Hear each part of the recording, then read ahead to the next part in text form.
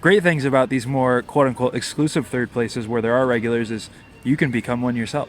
Yeah, And just by going over and over again and developing a exactly. sense of familiarity with the people there, you can strike up relationships and conversations in that way as well. But this concept of third places, I was trying to think. A lot of them are universal, right? So, I mean, at this point in Yeah, 2024, most of the places in the world will have similar types of settings. So, one I think about for me is everywhere I go is like the gym, right? yeah, It's this place where it's not necessarily inherently social. A lot of the times, you just go in there with your headphones and you don't speak to anyone. A large majority of the time, actually. But when I was living in Medellin, I purposely joined this it was a gym that it wasn't like there's gym equipment around. It was almost like more of a CrossFit class type deal. So it was just turf really and kettlebells and stuff. It wasn't just gym equipment where you go in and do your own thing.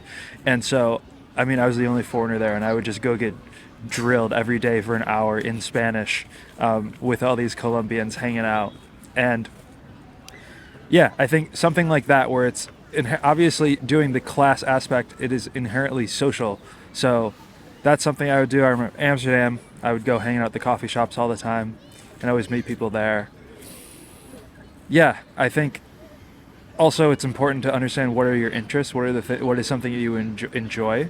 If you are someone who does like regular physical exercise and the gym is kind of a must have for you anyways, it would be worth looking into, maybe your apartment building has like a small gym that's really convenient for you, but there isn't necessarily the foot traffic of somewhere that if you went to this gym where it was more people who are more enthusiastic about working out and that's something you could talk about more, maybe that would be a better option, because when you are living in a new place and trying to build a social circle, you can't just rely on what's convenient for you and expect that social circle to develop.